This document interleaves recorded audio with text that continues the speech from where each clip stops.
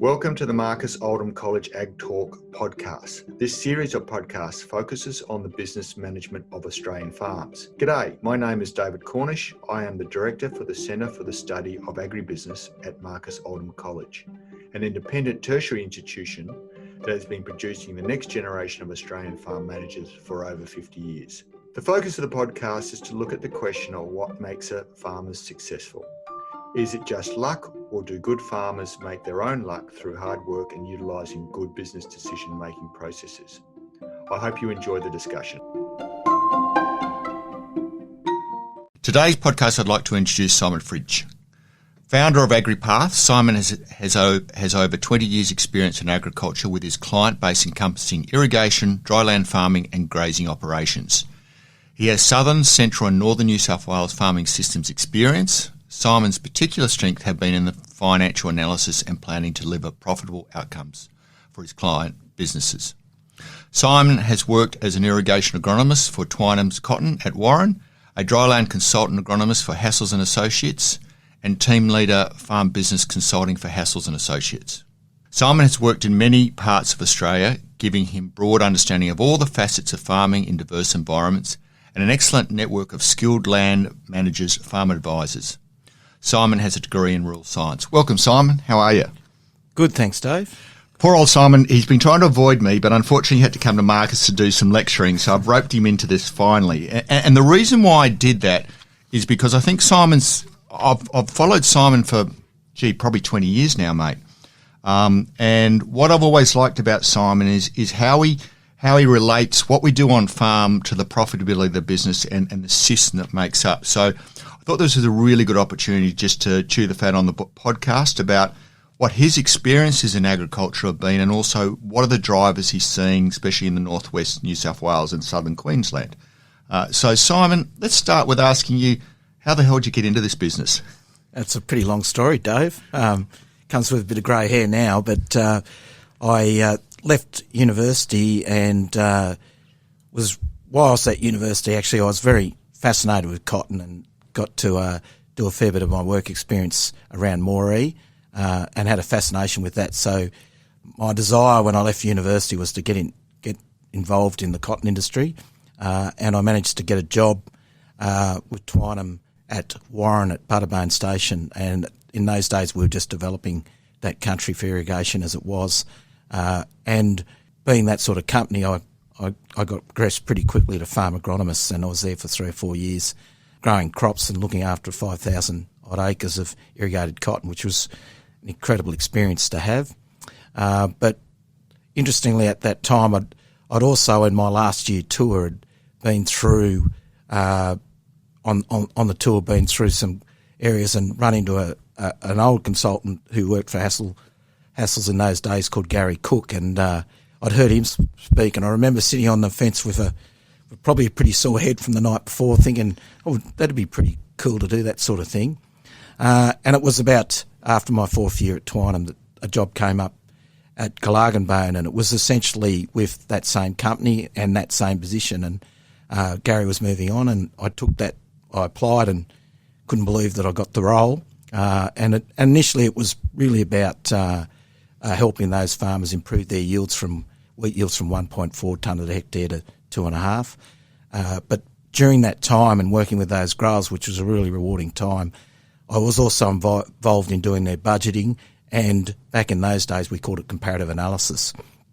And it was through that 8 or 9 years there that I quickly realised that there were plenty of people doing the agronomy side of businesses, but not too many people focused on putting the big picture stuff together around how do I build an engine or a profitable business that meets the requirements that I want going forward. So when we moved from Glargenbone to Tamworth to focus on the northwest farming systems, that was the focus, that rather than just doing agronomy, that we would step into this area, and that's what Agripath was formed on. Was essentially collecting farms' data, trying to understand what it means, and putting it into a format to help our clients make better decisions. So for people who don't understand the let's call it the northern cropping system, how would you best describe it? I mean, obviously I come from a Mediterranean system. I was lucky to work in Moree for 3 years as a regional manager for the bank, and it was a real eye-opener to me because it is a different part of the world. Yeah, it's an exciting part of the world because there are so many options. It's not just winter crop based; it's obviously summer crop based. We have outstanding soil types, which most of the farming systems are based on, and they provide a fair bit of flexibility and decision-making issues for farmers to get their heads around in terms of how long it takes to fill a profile and what that means in terms of overall farm profitability. So they are all the challenges that they have. So, a lot of southerners are guilty of thinking, that we can just, if we don't grow a winter crop, we can grow a summer crop, but it doesn't quite work like that. Obviously, we're in an environment where our in-crop rainfall is probably, particularly in the winter, is a lot lower in the south. So we do rely a lot on stored moisture, and how we acquire and accumulate moisture is really dependent on the types of choices we make about crops.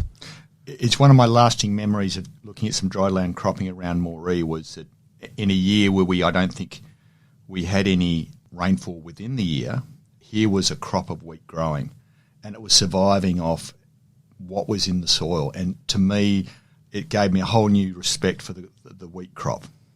Yeah, no, there's no doubt about that. And if you actually take the last year, the 2020 winter crop that we've just experienced or taken off in that environment, we've got average yields over 3.5 tonne to the hectare. But if you looked at our in-crop rainfall, we're really at sort of decile 1 and decile 2 in terms of the amount of rainfall we've got. So there's a lot of crop being grown in the northwest on less than 80 mils of in-crop rainfall, which is just extraordinary. And most of that's come from the accumulation of moisture around that January, February, March rainfall that we received at the beginning of 20 after a very long drought. Okay, so what I'd like to do now is look at some of the research and data you've gone about this question of profitable farming, because obviously it's something that we want to focus on this podcast. And I know you did some research for the GRDC, I think a couple of years ago, where you benchmarked farms, and those benchmarks were done across Australia, I think that's right, and you looked at some of that information. In summary, and we'll dig down to some detail in a minute, what were the main drivers, in your opinion, that the data was showing? I think the major driver is that the best performing farms, and it sounds like a simple thing to say, produce high margin from their cropping country. There are obviously some other issues like overheads costs and things that impact on those businesses, but I think the major focus for farmers needs to be on producing high margin. That's an easy thing to say, but the data shows that, it's only those top performing farmers that do that very well. Because it's interesting, as you say, there's a choice there, isn't it? I mean, high margins, I would have thought, is about making certain you're maximising your plant available moisture. Would that be correct? Yeah, it's a combination of all things. I think it's the process of sitting back and saying, recognising the environment that you're actually farming in, and understanding or changing the conversation that you're having with yourself, which is away from, we put a crop in and it didn't rain or it didn't do that, to actually strategically looking at where we're farming and starting to say, well, we know these things about our environment, and we do these things strategically because of that.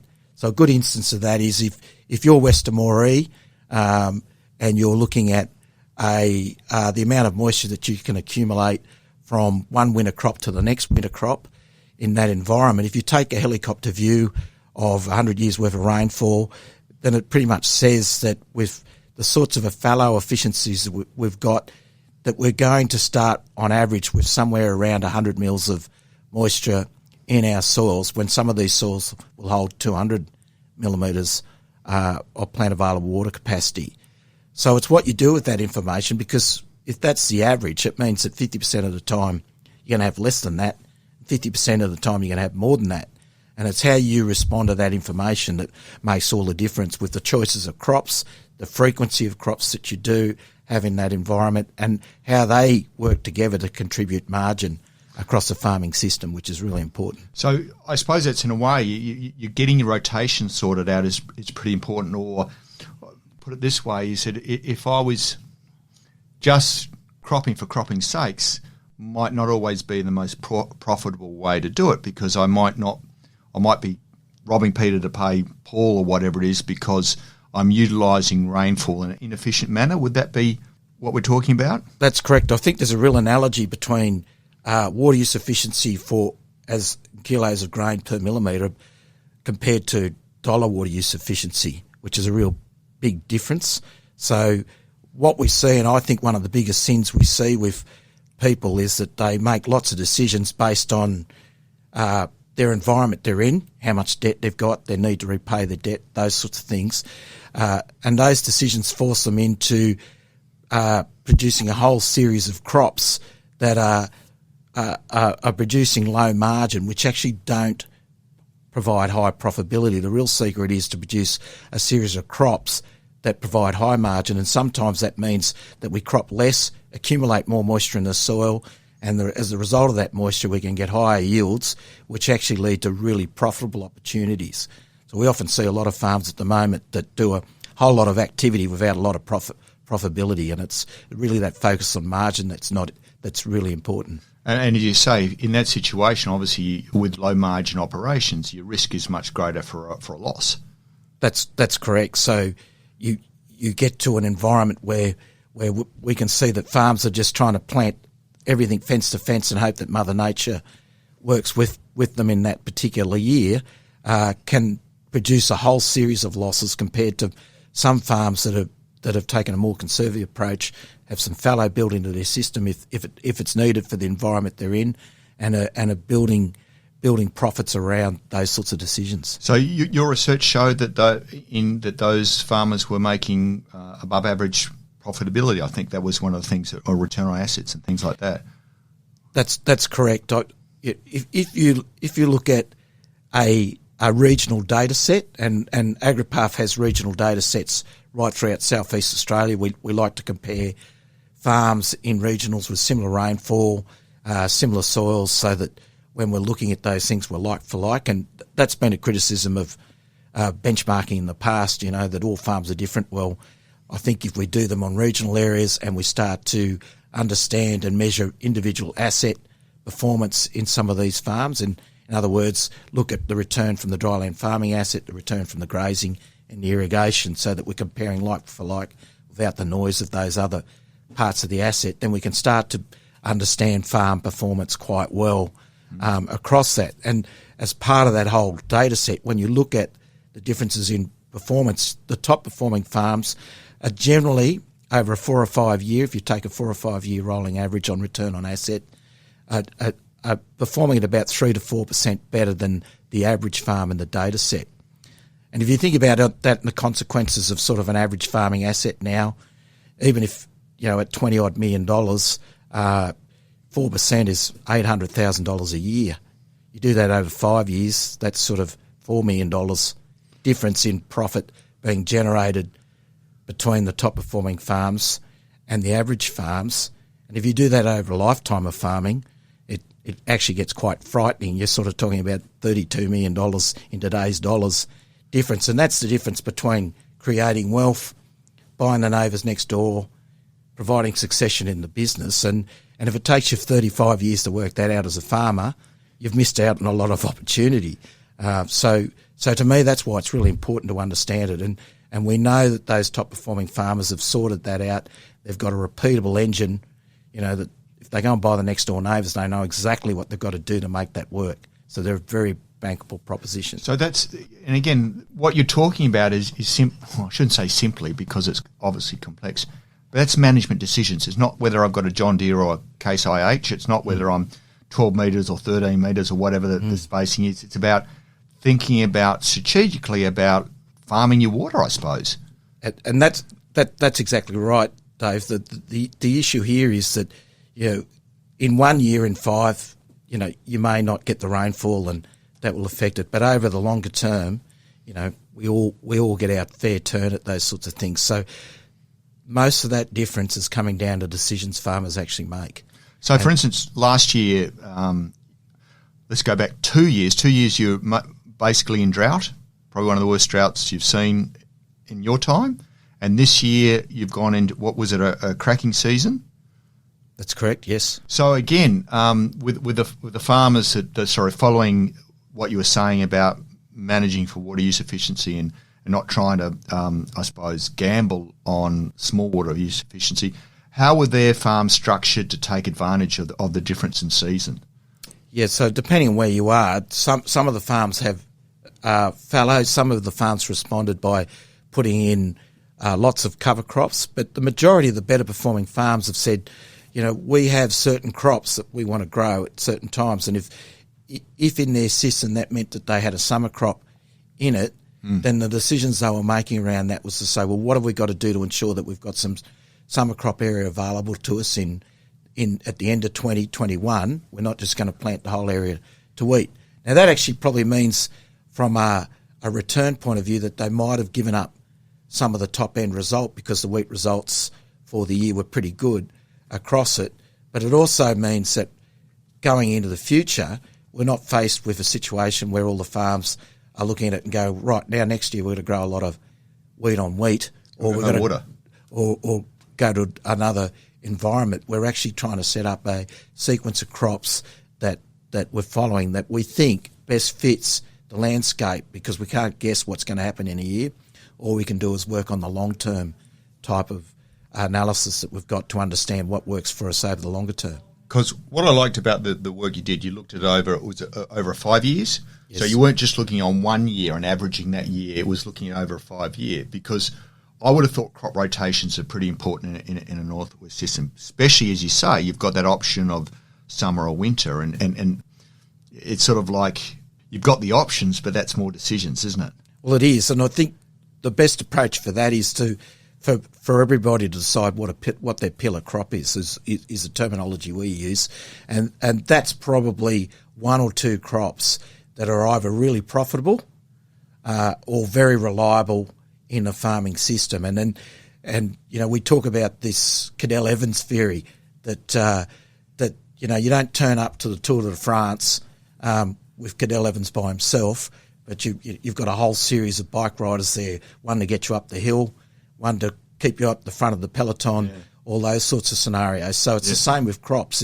If your pillar crop is the important crop, what are the other crops around it that you need to ensure that you get a very good result out of that outcome? And you compare that to, say, the individual brilliance of an athlete like Usain Bolt, who it's all about, I'm just going to power quickly for about 10 seconds. Yep. That's the other choice we have, is that we just go holus bolus into one crop. But the implications of that is you burn a lot of energy really quickly, and you've got to think about what's going to happen next as a result of it. So, to me, that's the sort of decisions. Crop choice is crucial in that part of the world in terms of building a resilient year-on-year return for the farming system. Is because I think that it also plays, and I suppose my next question, certainly down south, we're getting some issues regarding herbicide resistance, and some of the herbicides that we've used, or the way that we basically got the canola wheat rotation, it's not been conducive to maintaining the sustainability of our tools that we've got in our toolkit. Is that something we need to consider in northern rotation systems as well? It certainly is. I mean, part of that whole view that we take when we're talking about pillar crops and the other crops around it, it's really looking at what's agronomically great for the whole farming system. So if you think through that, things like fallows have the implications of being able to go in and use different chemistry to deal with some of those issues. Obviously, in a northern farming system, when you've got soils that can hold 200 mils of moisture, you're really starting to look at how much stubble you've got in the system. So where we put those cereal crops in the system, and obviously if we want to grow a crop like cotton or sorghum in the summer, we want as much moisture in the soil as possible prior to it. So we're really looking at our last winter crop needs to be a good heavy cereal crop so that we can store as much moisture as possible in it. And then obviously those fallow periods are helping with the chemistry. Yep. Okay, mate, want to come out of the paddock, and I want you to think about businesses or business systems. There's one thing, and again, I don't tell you they're different, but there's one thing growing a good crop, and there are attributes and requirements you need, which I think we've talked fairly well on it and sort of makes sense to me. Do you see a difference about running a good business, or what makes a good farming business? Because obviously it's one thing growing a good crop, another thing actually growing a good business. And how do the two relate? Well, I think they're highly related, because I think the better performing business we work with, the thing that they really put a lot of time on is understanding and knowing their numbers and the implications of that in terms of how it influences their business's ability to generate profits. Obviously, with profits come opportunities we talked about before in terms of being able to buy the neighbours, pay back the debt, provide the succession to the next generation. So it's that focus on, what am I learning, and understanding my numbers well enough and reflecting on them regularly to understand that, and obviously building a professional business around how we manage our staff, communicate even to our own families. Those sorts of issues are all really important steps in driving that outcome. And I think the other thing that's really, really important with this is demonstrating that you are in control. And that's about managing the relationships with the team around you, your banker, your consultant, your agronomist, even your insurance reps, that you're working really on those skills of being in control of that and taking the best advice where possible and considering that and using that to help you really build your businesses. Do some of your clients have sort of like advisory boards or business structure setups like that? Yeah, look, there are advisory boards. My experience with an advisory board is they become essential when you've got more than one stakeholder in the business. So a couple of brothers, a couple of siblings, father and son relationship can be useful. Where you're in control by yourself, I actually not sure that they're the way forward. It's more about having those great relationships around the people that support you around your decision making, to make sure that all your decisions are sort of looked at, sort of given an overview, and you've got different ideas that are put there. But in the end, you've got to be concisive, and you do that on the best information that's available. So what I'm hearing is communication is critical and key, and using advice where, don't be afraid to use advice where you see it is appropriate. That's correct. There's many businesses in the world that spend a lot on getting advice, and it's easy for me as a consultant to say that, but the reality is that if you don't care about your business enough to really invest in it well, then you're probably going to get the result that you're getting now for a lot of people, and you're not going to be able to see what a fresh set of eyes can see. And a lot of this advice that you can get now is about putting your data into a format that helps you make better decisions, that'll show you things that you may not know about your business. Okay, so I'm probably to finish up here, you've got your crystal ball. What do you see the thing that farmers, especially in your area, or farmers per se, need to be starting to get their head around about where we're heading in the future? What are some of the things you see that we need to think about from a management perspective, and what are the opportunities in agriculture? Well, the opportunities, there's been a massive wealth creation opportunities, as you've been aware of, with asset prices, but I think the flip side of that is now we've got to work out how we can get some reasonable returns out of this new asset price that we've got now in terms of land prices. And so that's going to be a real challenge for us in terms of really working on what do we need to do internally within our assets. So rather than maybe even thinking about expansion because of the cost of land, what can we do to build our value or our profits from our existing assets? Do we diversify into other things? How are we going to answer that call in terms of management of those assets? I think is a major challenge for us. I think we're seeing that at the back end of COVID here now at the moment, that rural labour is becoming a bigger issue, and fast-moving technology is really starting to an impact on farming systems. So being abreast of where the technology is going to take us is going to be really quite important. On that note, Simon, thank you for finally agreeing to come and talk to me. I hope it wasn't too bad. And certainly if anyone's interested in catching up with Simon, he's certainly got a web page, agripath.com.au is also, so if you can email him on simon@agripath.com.au. And certainly I know there's several YouTubes out there of him talking to GRDC on these type of issues. So thank you very much. No worries. Look, thank you. I enjoyed it. And I didn't try to avoid you. I've just been pretty busy. I know, mate. Thank you very much. Cheers. Okay. See you. Bye.